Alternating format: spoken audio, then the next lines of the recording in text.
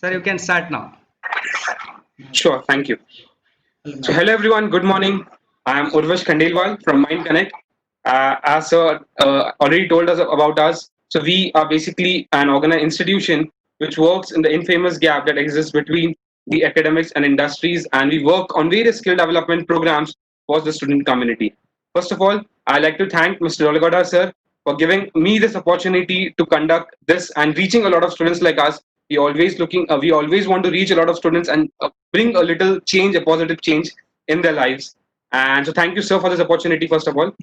And so, coming to the topic today. So, this session you are listening as a part of the soft skills sessions which your college is conducting. And from the three skills which I'll be talking about today is teamwork, problem solving, and decision making. So, moving towards the topic directly, uh, so you can see the list in the screen. This is the list of top 10 skills which is released by World Economic Forum. There's a forum, World Economic Forum, which has taken a survey from a lot of recruiters, from a lot of industries and n number of companies. And these are top skills which emerges as a top 10, uh, which the recruiters are looking to have in their future employees. First and one of the most important, the list is like complex problem solving, critical thinking, creativity, people management, coordination, that is teamwork, emotional intelligence, decision making, service orientation, negotiation, and cognitive flexibility. And the skills which I am conducting today is one of them is problem solving, which is one of the top skill which is there today. The number one skill which is required by recruiters, irrespective of the field you're in, complex problem solving. Our next skill is teamwork, that is coordinating with others. Another very important skill which is required by the recruiters. And the next is decision making.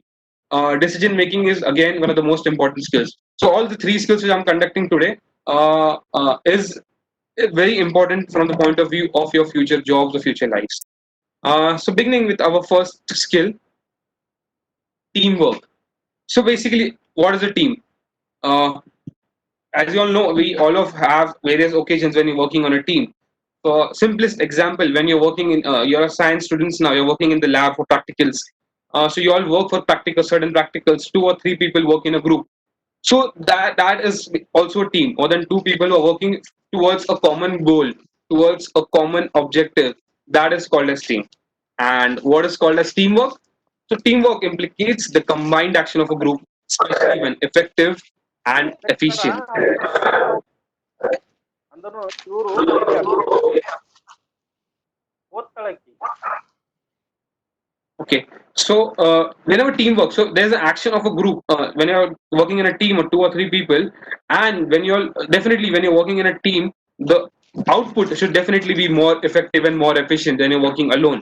So therefore, when the output is basically effective and efficient, that time it is called as teamwork.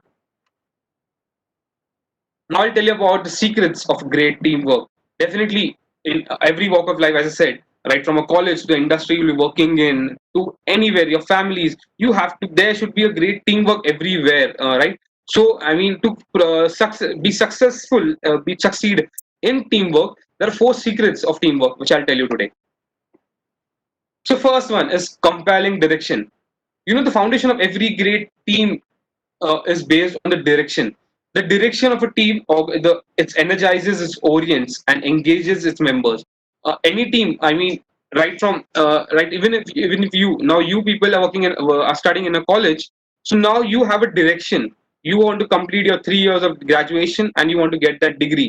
Then you have a direction to you want to do your masters, or you want to go for your jobs. So that is the direction you have, and then you follow, right? If you want to do your masters, you will give your entrance exam. If you want to do a job, you will go for job interviews.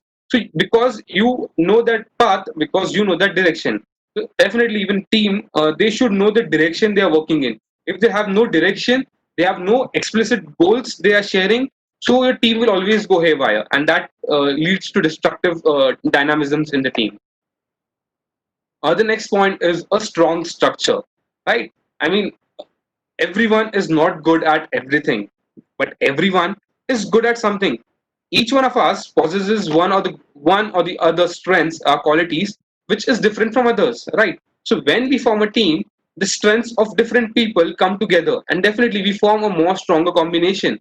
Because somewhere where you are lacking, your team member can suffice, can come for you. Where his strength, he will fill the gap for others. So a strong structure team should have a very perfect right mix depending on the task to be done.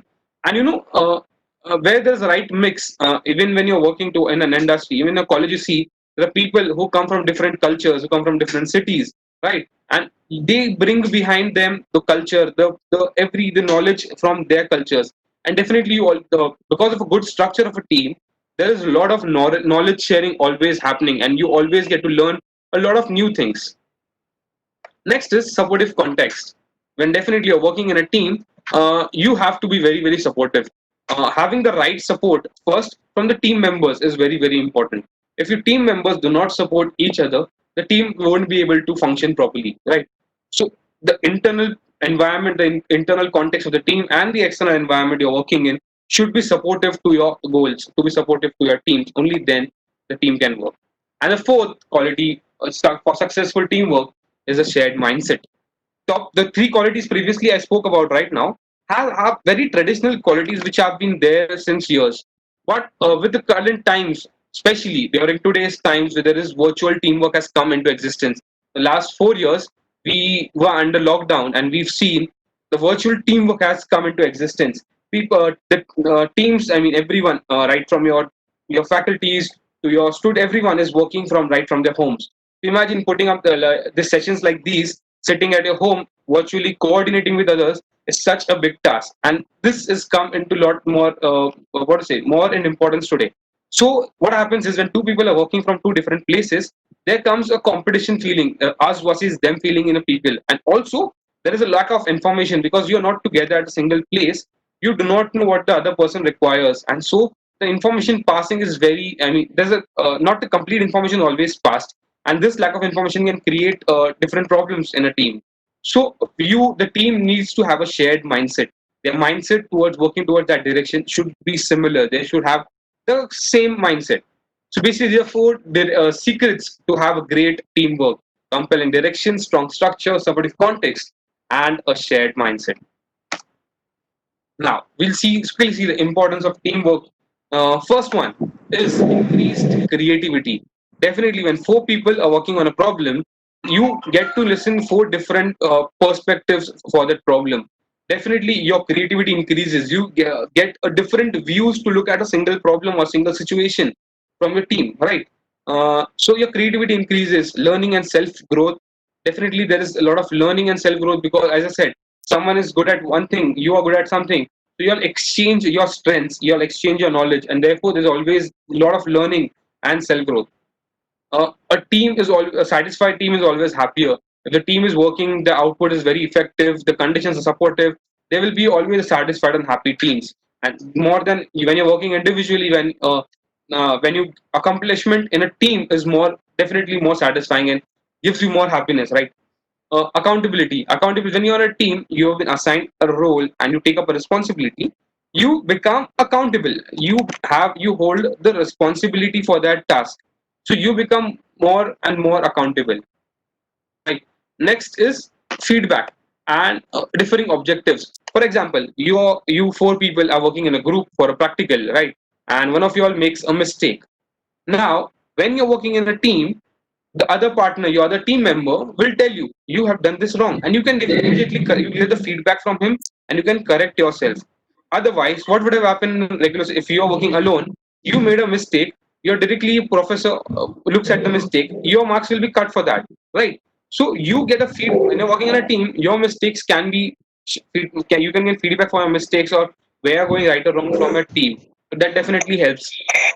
Next is productivity and revenue, and looking at all the qualities: increased self growth, happy teams, creativity is increased, feedback you're getting. Definitely, all these factors gives rise to increased productivity. And when you're working in an organization, the revenue of company definitely increases because of this. What happens with this? You all share a stronger relation and bonds. The bonds you all share with each other are much more stronger. And the bond you form a great bond, team bond is there, relation is there. And the last point, one of the most important factor, the bus factor increases. What is the bus factor? So there's a concept called as a bus factor, BUS bus, where which implies that uh, where one of your team members is hit by a bus, so he can't come to office or can't come to college today. In that case, you take up their responsibility and you do their work on behalf of them. So that is bus factor increase where a team has a good bonding, so you can fill in the positions of other team members when they are not available, right? Dependability has increased because of team. So that is where teamwork, having the teamwork skills and teamwork is very important. Now, next, qualities you should possess to be a good team member. There are there are various qualities you should need to possess in order to become a very good team player. So we'll quickly do a small activity here. I request all the students who are participating to please take out a pen and a paper right now. Quickly, we'll do a small activity. I'll give you 30 seconds. Please remove a pen and a paper.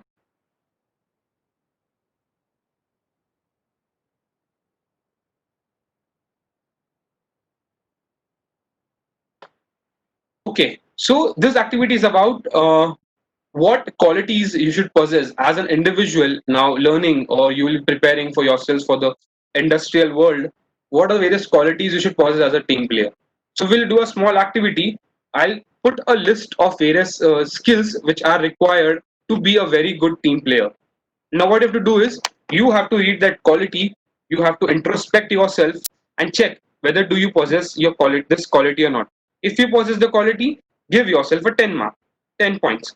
And then if you do not have that quality, give yourself 0. And be very honest, because no one is going to ask your marks. Is just for you to see, to check how good team player are you. Here goes the list.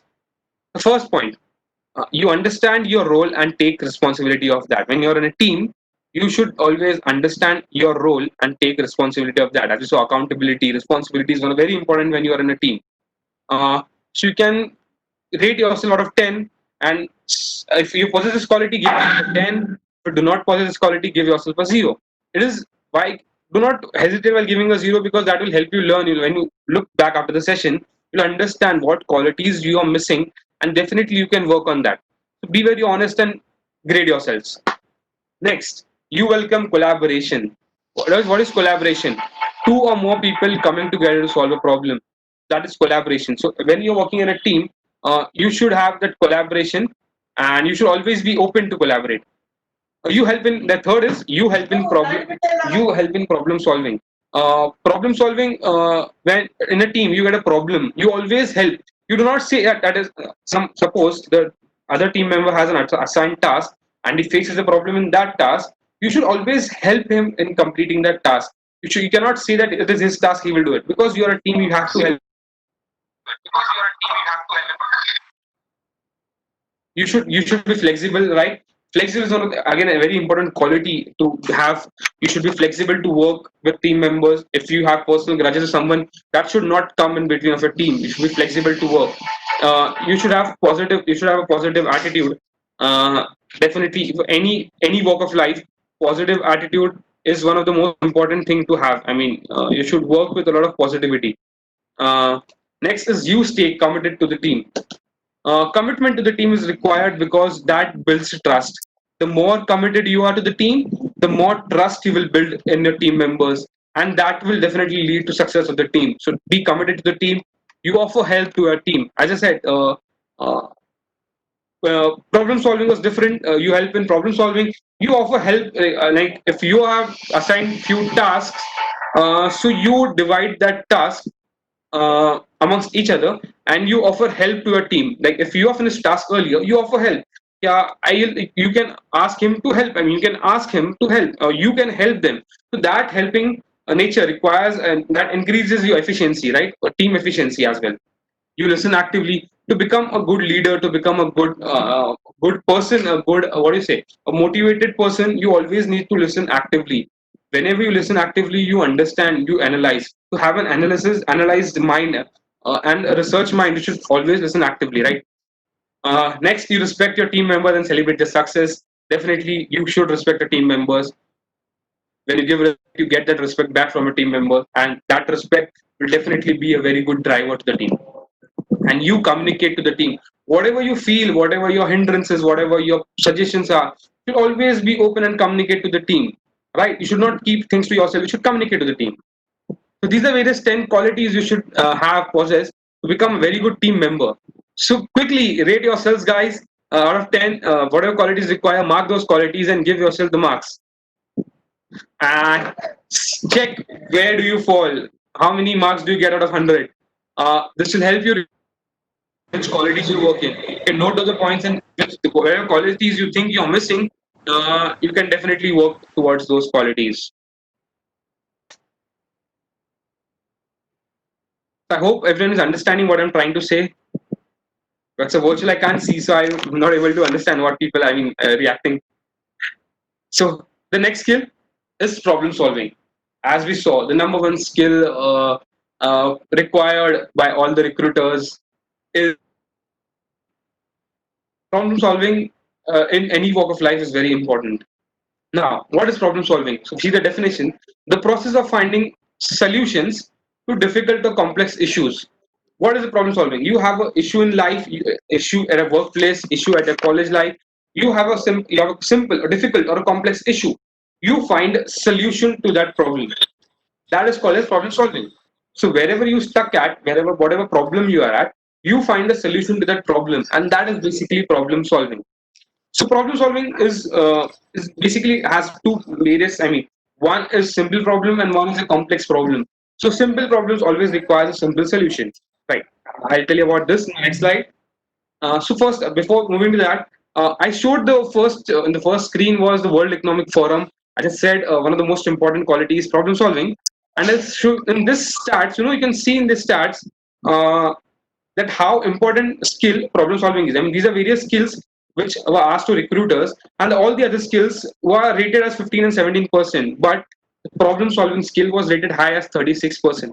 So that important is the quality you need to possess, irrespective. Even if you are like BSc students, you're from technical background, even though you require problem solving. Problem arises every situation, every walk of life, every the what do you say, every department of an industry. You need to possess this skill. Huh. So I was saying about simple problem and complex problem. For example, uh, you have to tie your shoelace. Your shoelace has been opened, and you have to tie your shoelace. This is a very simple problem, right? What will do? A simple solution. You will bend down and tie your shoelace. So a simple problem, you'll give a simple solution. Now, before moving to the next example, what happens? On the Indian mindset, we Indian people a lot of believe in jugaad. What we try to do is, whatever complex the problem is, we try to take that problem as a simple problem, and we always try to give that simple problem a simple solution.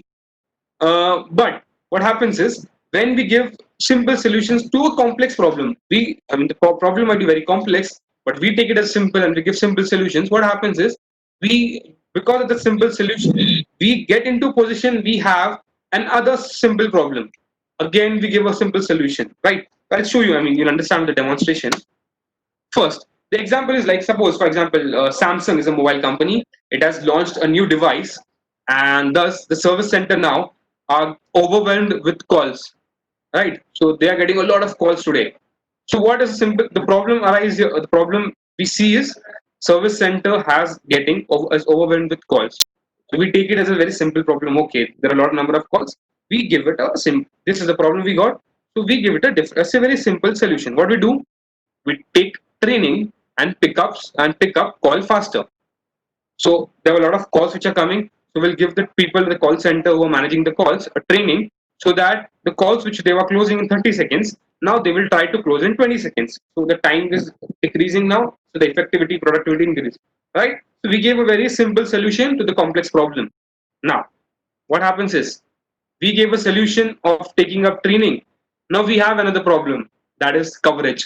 Now, I mean, suppose there are 3 or 4 people at the call center who are attending calls, and the number of calls are coming in thousands. So, not the coverage for all the calls are not being attended, right? There is a coverage problem for the calls, and thus there's another problem which is arising now. So, what we'll do, we'll again try to give it a simple solution. What we do is, we'll increase the people. We'll ask them to do overtime to attend the number of calls. So what will happen with overtime? There will be a budget problem. You're recruiting more people. You're increasing the overtime, so you have to give more money. The budget problem has increased. So at such situation, when you take a complex problem and deal it with simple solutions, you always find yourself in a loop. So you'll always, when you're tackling complex situations, you give a simple solution and you again and again get new problems. You just are involved in getting you just finding solutions to all various new problems. You're getting it. But while treating a complex problem, there is system you have to work, a system you should follow to solve the complex problem. What is the system? The system is a six-step for complex problem solving. So whenever you get up any problem, uh, so you have to follow a six-step process to deal with that problem. What is the six-step process? Definition. Now you feel, I mean, why the sixth step is required? Because I said problems which you arise a lot of times are very complex, and while dealing a complex situation, complex problem, you have to have these what is it, six steps to solve that problem. Why? Because so that the entire problem is solved, right? It should not happen that like we saw the example, your solution should give rise to another problem. So what are six steps? Definition. You identifying the problems are the most important steps in problem solving. Now what happens is that, as I said, we are working in a team. The team, as I said, there are a lot of perspectives to look at a situation. You have the problem, and four different team members are looking at the problem in four different ways, right? So at such situation, what the actual problem is might be missed, or might be if one of them is looking at the other is looking some other problem. So you should know what the actual problem is. You have to take problems. I mean, you should listen to all the people's problems, but you should then finally a shared problem, which is common problem, which everyone feels it should be addressed. Next step you have is you have to do the research on it. You have to collect data. Collection should be there. You should have the historical data. You should have the forecasted data. You should have all the data regarding the problem. That will help you analyze the problem, right? Next is you'll understand these points. Next, I will take an example so you'll understand these points better in that example. So next is cause analysis. You should get to the deep root cause of the problem. Why that problem? You cannot just handle the problem which is situation based. If you solve the root cause of the problem, there are chances the problem can get solved, and there will be less chances for the problem to arise again. So you have to always work on the root cause. Next is solution plan. Now you've analyzed the problem, you analyze the root cause of it. Now what you see is you have to list down solution plans. You have to list down certain solutions which you think are appropriate for the problem. Right? You think this is a solution, you have to write it down. Now next step what you do is you have to evaluate the options. You have listed down certain options, right? The solutions. Now you have to evaluate the options based on these three characteristics: time, cost, and user satisfaction. Whatever time you are investing in the solution, the time the solution will take, the money it will involve, or every solution requires a cost. It comes with a cost. The resources are working on it. There's a cost behind that. So the cost should be bearable, and the satisfied users should be satisfied. A customer, or for people you're working with, should be satisfied. The problem should definitely get the solution. And what do you do at the end? You standardize and form a process about it. You know what happens is you're working in a college, for example. If a chemistry department, a chemistry lab gets a difficulty, for example, there's a water supply, the taps in the laboratory, and there's a problem with the water system, the piping system for the taps. So the chemistry department has been working hard to fix that problem, right? Now what happens is when they find the solution, when they found out what the solution was, yeah, there was a problem in the supply, or there was a problem in the speed which was coming in. So when they get that solution, if they document the solution, if they form a process around it, what happens is tomorrow if another section of the college receives similar problem, uh, they can deal with that. They can use a similar solution to that problem as well. So you always need to document your solution so that the other people, the other team members, the other documents, the other members of the team should be able to use your solution. To look at the example, Shastri sir, someone messaged. My audio is audible. Yes, sir, it is audible, sir. You can proceed, Okay, sir. I mean, sure. So I'll take a small example. One of the, I mean, the example which is, I mean, very recent, and you can able to get this very appropriately with this example. So the problem is all the nations in the world are facing a big challenge against coronavirus. So this is a very complex problem, right? just, I mean, you again give a simple solution, just sit at home, won't work. There have to be different angles, different solutions to this problem. So, like as we tried here, we were under lockdown, so our economy started crashing. So one problem gave rise to another, one solution gave rise to another problem. So if you do a complex problem, so you will always be fine in that loop. So now the challenges, nations are facing challenges. So against coronavirus. So what is the next step? Next step is research. Now you do a research on this. You collect your data. Research is basically data collection. You have to collect your historical data. You have to collect the forecasted data. Need to have all the data. What data helps is data always will help you to have data will help you to have a very good analysis of the solution. You can have a very good analysis, and thus the problem solving is more effective.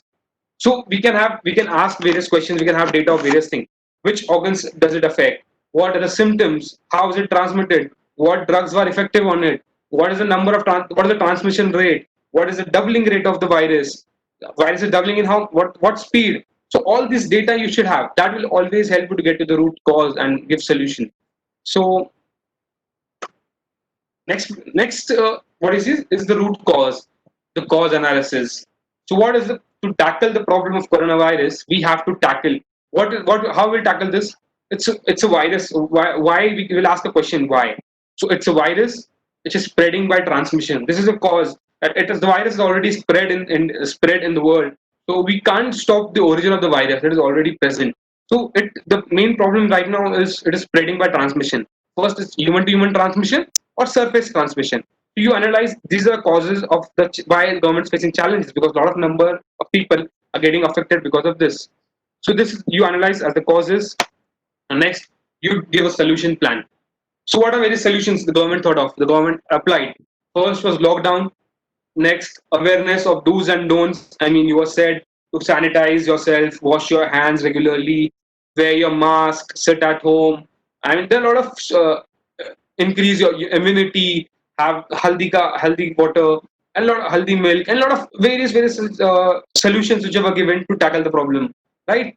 Third was existing drugs. There were a lot of existing drugs like hydroxy. I mean, if you all know, like hydroxychloroquine and various other drugs were said to have effect, and these were existing, and they were trying the effect of existing drugs on corona, so that they can find a solution with the existing things. And also, a lot of various companies throughout the world are working on new vaccines.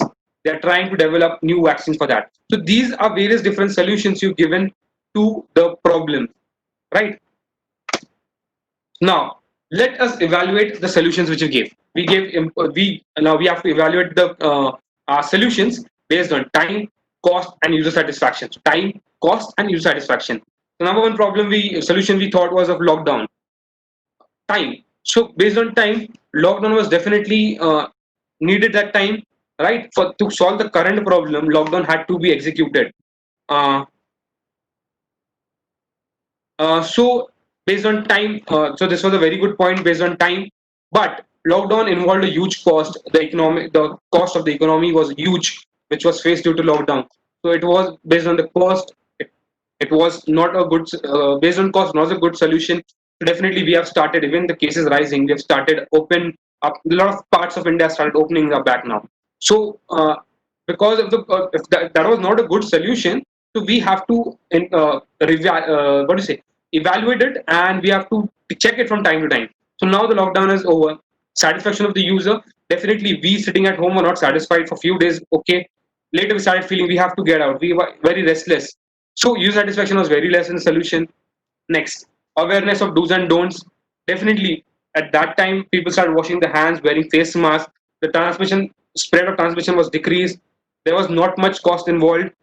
You were practicing own sanitization, own mask you were wearing, and also satisfied us because you feel whenever you're washing your hands, you're wearing a mask and going outside, you have that sense of protectiveness. You feel protective. That virus won't attack you. So user satisfaction was yes. Existing drugs we tried that time, it was important, it saved time because they were already present in the market. You have to just try on that. Yes, time. Rupees, cost wise it was effective because they're already there, the research has already been done. You have to just check. The cost was also they were effective, but satisfaction, No, because they tried a lot of drugs which showed initial effects, but later on the effect wasn't seen for a long. I mean, for more larger scale of people. So satisfaction, no. So work on new vaccines. Time consuming, yes, it is taking a lot of time. So it's a thumbs down for time. Uh, Money, definitely. Any research, any pharmaceutical research takes a huge chunk of amount. Definitely based on research, rupees cost. It is thumbs down again. But satisfaction of the user. Once the vaccine is made, everyone will be relieved. We will be relaxed, more relaxed. So what I mean, you see, every problem has a different evaluation. Might can be different for every problem which you have seen. Now, what is the? You'll ask me like, what is the best solution to give to this? Now, in this situation, a mix of everything is the best solution, right? You have to consider lockdown. You have to avoid, I mean, going out of house when there is, I mean, only if at most required. The sanitization, hand washing, mask wearing, the do's and don'ts should be followed. Existing drugs like paracetamol and other drugs are constantly being tried on the patients, and they've been treating a lot of patients with the existing drugs. And work of new vaccines has to be carried on because it has to be given a solution, a complete solution to end it. So a mix of solutions for this problem will be much, much, much effective. So it evaluation of all the factors will come in that. So I hope you understand the process of problem solving with this example. And the last is standardize the process. Any process, when they were locked down, the government were publishing orders from time to time. So they had documented order, right? It did not just came as an announcement. They documented and they had a press release of that. There were patient case studies. There are a lot of times they were trying new techniques to treat their plasma therapies and all. So that successful treatment was studied as case studies by others. So they documented the case study. If a person is treated with some drug, they documented that drug. So what happens is when some of the other hospital or other cities trying to deal with that, they can use that case study. So there were instruction to hospitals. Whatever hospitals need to follow the all the protocols which you need to follow, they were all documented and they were passed on to the hospitals. And definitely WHO recommendations. WHO always there's you see a PDF which for every when they were locked down, first stage, second stage, third stage. There were always a PDF which were coming around. So that is the document government is doing. The government is documenting the actions which are they're taking. So anytime next time which they want to do a similar problem, or they have to make a new problem, a new solution, and give it a new angle, they are able to help do that with the reference of the old data. The documentation will help you in data management, and that data will help you take the next decision. So this is a simple complex problem solving method, 6 steps which you need to follow definitely to have, and that is the must required skill you should possess. Now, an activity for you, an activity more than if it will help you guys note down any problem, any complex problem you're facing in your life and looking for a solution for the same. If you are facing some problem, any problem it might be, and especially a problem which you tried solving it, you have in a problem, you tried to having a solution, but you still could not solve. Now try to solve that problem with these 6 steps. Maybe that problem is not as simple as you are taking it. That's why you're not able to find a solution to that problem. Now try breaking out that problem and these 6 steps and try solving a problem. Hopefully you will get the answer to that. Definitely, I mean, definitely you will get the answer to that solution to that problem. And now try to follow the 6 steps and please me know if that technique it was useful for you and were you able to solve your problem. Let me know if you tackle the problem with these 6 steps and were this 6 steps useful to you. And now, get into the third and the most one of the most important topics again. Excuse me.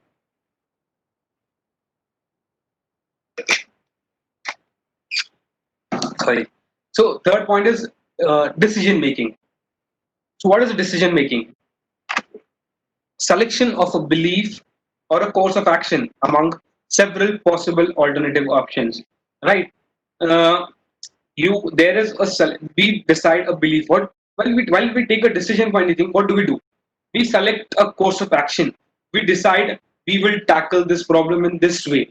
That is a belief or course of action we have decided. There are a lot of like the previous example we saw of coronavirus. So there were different actions which are there. First, there was a lockdown. So we decided the lockdown as the next course of action. There are also various possibilities, right? Or treating the drug. There, I showed you the 4 different possibilities which are there. Treating with the old drug, creating new vaccines, sitting at home, do's and don'ts, and so out of this, there are several possible alternative options, out of which you decide a single alternative option and follow that. So that is the process of decision making, when you make a decision for a problem. So now, again, uh, To be an effective decision maker, to be very good at decision making, there's again 7 steps to follow that. Very, very, very simple steps. What these steps are very simple steps. Or you might also be doing it. But when you do it systematically, when you do this step by step, you can get to the root cause of the problem and you can solve the problem from its depth. And that is why breaking down your problems and breaking down a decision making process, any process into small steps can make that thing more effective. So there are 7 steps, right? So first, identify the decision. You should know for what decision you are giving a solution to, like for what problem you are making a decision. So identifying the important decision you need to make in what regard. That is very, very important. Gather information. Again, this we see on problem solving as well. You need to gather information around the problem. So you need to gather a lot of information around that problem. That is the data, the information will help you come to an effective decision making. You see the do's and don'ts. You see the problems people are facing. You see what the symptoms or the consequences of the problem which you are facing, and thus you can make any important decision. Uh, Next is identifying the alternatives. So what has happened? As I said, in the last example, you identify the alternatives. These are the various problems which we can give to the solution. We can give to these are various solutions we can give to the problem. Now what you do is you got the list of solutions, you got the list of alternatives. Now you weigh the evidences, right? So when India faced the problem of coronavirus, India was very late in the high transmission rate. There are a lot of countries which are facing a much mammoth huge difficulties before India. So what we did was we tried. The lockdown was followed by Singapore. So we had evidences of how it worked and all. So similarly, like hydroxychloroquine was used by a lot of other counterparts, like America and all started using hydroxychloroquine. And like that, we have evidences on whatever solution we give. So being that evidence, what step is more important, you can decide your decision. You can make your decision. And next is choose amongst alternatives. As we saw, we get a list of alternatives. Now you choose the alternative has the highest evidence and highest chances of giving a solution to that problem. Next is take action.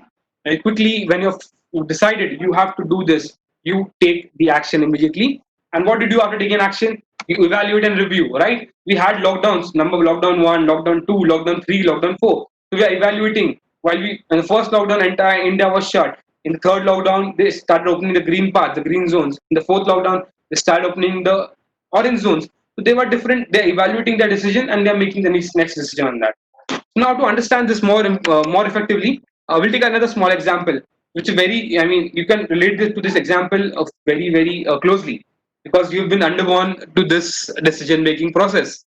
So first, the problem here, decision making a decision for your career. What stream will you choose after your 12th? You entered the BS, you entered the graduation. You have to, there was a problem in front of you. What stream and what career you have to choose, and thus for that you make a decision. So how that decision could have been made with these 7 steps, and with this you can apply this decision making process to any problem, any decision making you do in your future. So first, what was the you have to identify the decision. So what was the problem? Which stream to select for graduation? This was the problem, right? So now you have to make decision for this problem. So what is the next step? Next step is research about various options available. You have to gather information. So you have to decide. You have done 11, 12 science. Now what are the various options available for you? Could you do engineering? Could you do architecture? Could you do whatever you can? There are a lot of options in front of you. You have to gather information about all the streams, right? You must have done that. You have checked various options which you can take, which various streams you could select. You definitely must have done that, right? Third step was identify alternatives. Out of those, I mean, you gathered information. Now you list down the alternatives which you could take. You had choice to take BTech, could take B Farm, you could take BSc. BCom is not for you all because you're science students, or BBA is not for that. But these are various alternatives a student finds after completing. I mean, being a science student, you could even select BSc and BCom as well. So I mean, it's open to you all as well. So there are various alternatives you will find while you list it down while you are solving you're making a decision for your problem. Now you have to weigh the evidences now. Check which stream has better scope in future. You put the evidence you have now. gathered information, have done research about the various alternatives available. Now you check which stream has better scope in future, right? Anyone will want to be a part of the stream, have that graduation degree, which is definitely a good scope in the future, right? So among the alternatives, you definitely choose BSc because you found BSc was very effective. BSc will have a good future. BSc, a technical field, and its scope will never decrease. It will always have a good reputation and a good stream in your academic in your career, right? So that was the alternative you choose among all this, right? Next was take action. What was the action you decided? The fifth step, you decided I will take BSc, and in the sixth step, you took admission to college. That was the action you took of the decision. Any decision should be an actionable. You decide something, you should be able to take action for that, right? Because if you can't take action for a decision, that decision won't I mean that decision won't be that effective. The decision won't matter in the first place if you can't take action on it. For example, if you are plan if when you're evaluating the different alternatives like BTech and BCom and BBA, if some of the field requires an entrance exam, but you did not do an entrance exam, so you do not have you cannot you that decision, if you do not give an entrance for engineering and then you decide I have to take engineering, that is not a good actionable decision because you haven't given an entrance. You wanted admission for decision making, so you have to make your decision based on which is actionable, and you have to take action for your decision. And what we do is evaluate, review. Now you have taken BSc. So what you do now, you evaluate a decision, you review a decision from time to time, keep in touch with the industry, and keep reviewing opportunities after BSc. So next after graduation, what do you want to do? You want to go for a job? You want to go for masters? You want to go for masters outside India? Whatever you want to do, you have to keep reviewing what is there in the market, what is trending right now, what has a good scope, right? What skills do you require to be able to reach that position you want there? If you don't have the skill, what do? You impart skills in you, right? So you have to evaluate the decision from time to time. Now, so based on that, you always keep. So again, just highlighting the decision-making process.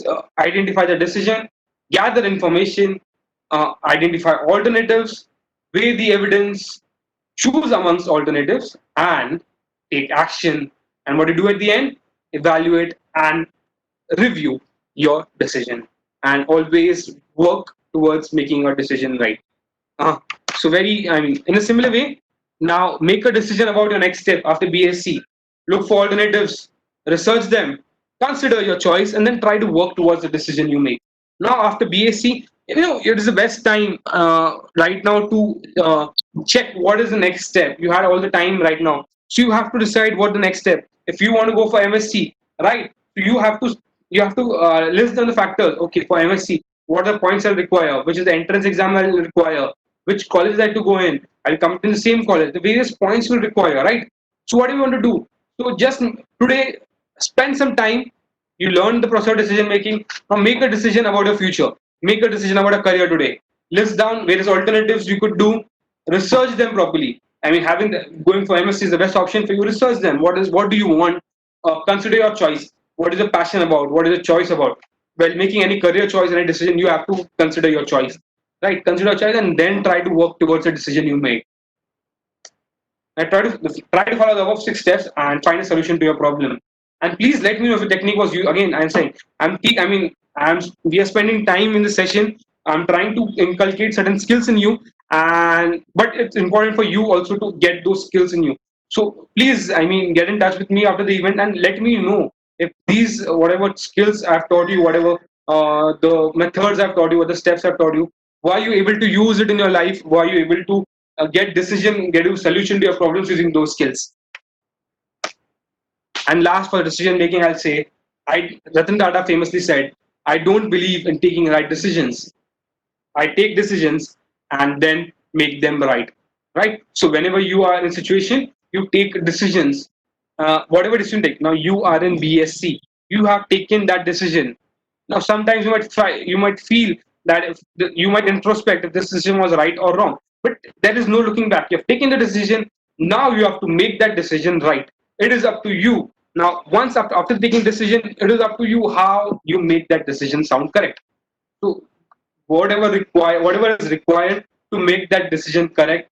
Give in your 100%, give in your entire efforts, and make that decision, whatever you take, right. Decision making is directly related to responsibility. Decision making is related to accountability. The biggest, top executives of any company, you see chief executive officer, chief marketing officer, chief technical officer. These all are chief positions, and their most important aspect of their position is decision making. They are at that position because they take very important decisions, and they are responsible for that decision. A CEO, after taking a decision, cannot say, I can't help now. I've taken the decision, but it's not working, so I'll give up. No, you have to be responsible. You have taken a decision now. It is your responsibility now to make that decision right. So always trust your instincts, take the decision, and work towards it making it right. So now we've seen all the three skills today. So if you might have noticed in my presentation, while I was speaking about teamwork, I have a lot of time I have talked about problem solving. I have talked about decision making while I was speaking at teamwork. Similarly, while I was talking about problem solving, I was talking about teamwork in problem solving, or decision making, solution making, decision making in problem solving, or in decision making, I was talking about teamwork to make a decision, or to solving a problem for making a decision. So these three what skills we saw today are totally interlinked skills.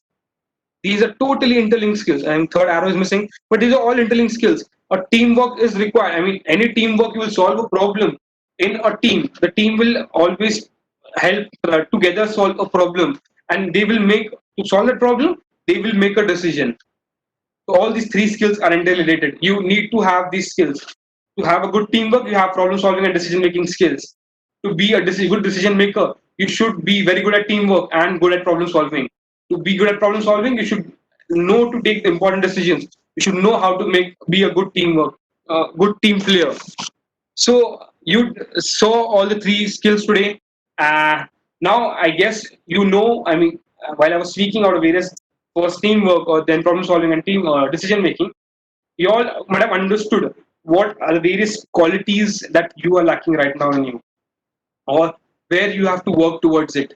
Right? As I said, not everyone is perfect. Not everyone possesses everything, but everyone possesses something. Right? You should have some strength of use, and you should work towards that strength, right? So you should always work on these skills out of others. These are some of the three most important skills. Keep working on them. Check the list what you require. Again, after some time, develop those skills. Again, after some time, again go through that list and see if you have learned or you have implied whatever you learned today. As I said, execution, taking action is very, very important. Just listening to the session will definitely help you. That will raise a concern in you about your few about the skills. But unless you take your action, it won't be important. क्या कह रहे हैं प्रिया? So, uh, coming to the end, as I said, I mean, just to introduce about us. Well, in very short, I'll tell about what we do. As Mind Connect, we are this bridge. There's when you're studying in the colleges and when you go to the industries, there are a lot of the things you do in your college according to your syllabus and what you practice in the industry. There's a huge gap between them, and we bridge this gap. So the main purpose, Dolagata sir today arrange these sessions or the sessions you've been arranging in the lockdown. Why were those sessions arranged for you? Why is this soft skill session arranged for you? Because these are the skills you will require for in the industry to get your job, right? So those skills are very important. So we as Mind Connect, we help students to bridge this gap, and we are in even though from a technical back, you all are from technical field, soft skill training is important for you all. Technical trainings we do interview resume writing techniques and also other need-based trainings. So these are various things we do, and thank you so much everyone for being very patient and listening to me. I hope I was able to give some knowledge, some amount of knowledge at least for the time you spent with me. And stay connected with me. These are my contact details. You can always drop me a text, give me a call, drop me a mail, and stay connected. But please tell me how. I mean, these skills I've taught you, these solutions I gave you, were they effective to help solve problems? I request, sir, if we have time, if anyone has any questions, you can please write in chat box. If we have time, we can take a couple of questions. That was all from about me from the session, sir. Thank you. Thank you so much, sir. It was a nice session. I'm sorry, I can't hear your voice. Sir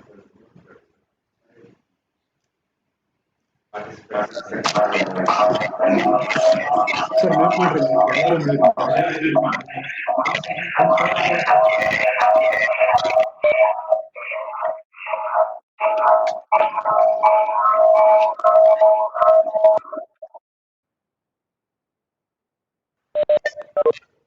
So I'm going to chat box. If anyone has any question, please write in the chat box. I'll address a couple of questions before we end the section.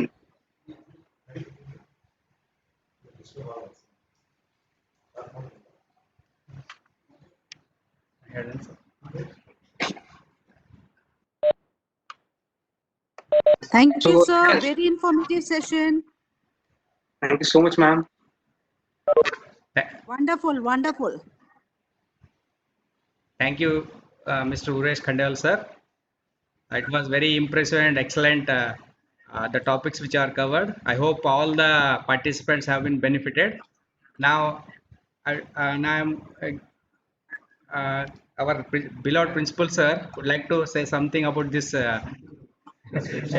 you want?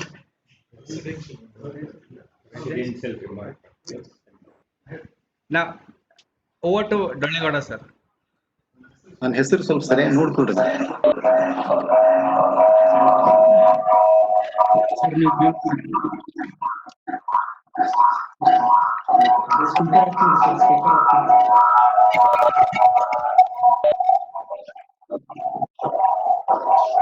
Suresh ಬರ್ಲ ಅಲ್ಲಿ ಬರ್ಲ. Okay. I hope I'm audible to Mr. Urvish. Yes, sir, definitely. Uh, Respected participants, of course, majority of you are teachers. Esteemed today's resource person, Sri Urvish Khandelwal, my esteemed faculty. It's a matter of great pleasure for me that today is the third day. The sessions have been slowly gearing up. In fact, you must have had little hiccups in between in the last 2 days. We have been consistently trying to address those technological cliches. And it's a new kind of life for all of us in India, and we are going to be successful in the days to come. Any decision that we take in the beginning might have many solutions, and our organizers have been able to find those solutions for some of these technical problems. Today's session by Mr. Urvish on the teamwork, decision making, and problem solving. It is true that these together constitute a very great amount of, or a great chunk of the communication skills. Because whether it is at a familial level or societal level or national level, be it or in a corporate organization, these three components always go together. If we Indians can look back at the recent serials being telecast on television, especially Mahabharata. If you look at the war being fought between Kauravas and Pandavas, these three components have been very effectively used. You can see, if there is a war tomorrow, both camps, be it the Pandavas or Kauravas, they sit together. They deliberate upon a particular problem. And even Krishna is constantly consulted, the wise man, and he comes to the rest, no doubt in it. But you very easily understand, especially the students can very easily understand how the teamwork matters much, and the strategies being adopted. Of course, I am not referring to a war-like situation. What I am trying to tell you is that the kind of modes, means, the channels used by the both the camps do matter for us. So when they sit together, they are obviously able to come out with some solutions. Otherwise, it is not possible, because when it comes to consultation, you are likely to get more solutions. because one head is always sorry. One head may not be able to take all the decisions. We always need consultations. Therefore, a collective decision has a greater wisdom. Therefore, what Mr. Urvish has brought today is there lies a greater weightage in a collective wisdom and collective decision, so that you can so that you can solve the problems. Even in a family environment also, it is not only the senior most member of the family who can take all the decisions simultaneously, because many times he may not be knowing what the problems are as far as the youngsters are concerned, our adolescents are concerned, our children are concerned. But he might take nothing wrong in it. In consultation, there is nothing wrong in it. So even the world is looking at Pune, Professor Mr. Urvish, because a vaccine is or a drug is likely to come out from Pune for most of these problems. And it is said that 70% of the Indian output, especially in field of medical science, comes from Pune. Obviously, you came from that place, and you must have taken the example of this COVID-19. And Yes, sir. obviously, it's a hot, it's a hot news in the world, and India is looked at by many countries for solution. And America was quite grateful to us for having supplied the hydroxychloroquine medicine. Of course, there are debates going on across the world whether is it a suitable drug or not. There are some scientists, even including an Indian who has settled down in America, comes with a conclusion that it is not good for patients. It can be a lethal blow on patients. But God alone knows, because we are not scientists. But sometimes political decisions might affect the relations between countries. Let's not go into those problems. But however, it's a problem. We all people across the country in higher education must look at these problems, so that our students must also be equally responsible in deliberating upon these problems and come out with a proper solution. Therefore, it was indeed a fruitful session by Mr. Urvish. I am thankful to you, and also I thank our former alumni, Mangal Gauri, for having introduced you to me, so that I can hook you and anchor today's program. And thank you, Mr. Urvish. Thank you very much. And I also thank my organizers, Dr. Basuraj and Professor Shastri, and all my faculty for taking enthusiasm in conducting this program. Now over to uh, Mr. Shastri, and just to give one line. Thanks to all. Thank you very much, sir.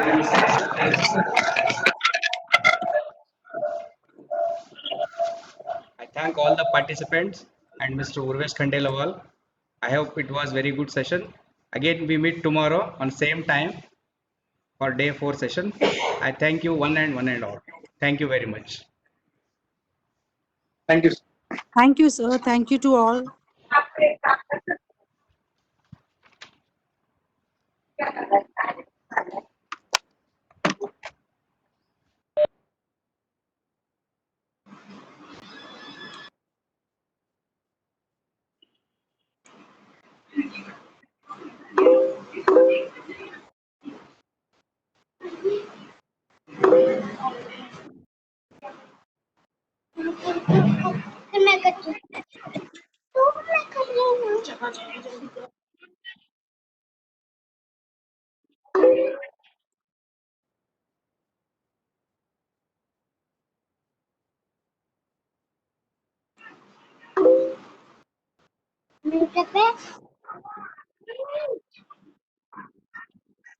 Thank you, sir.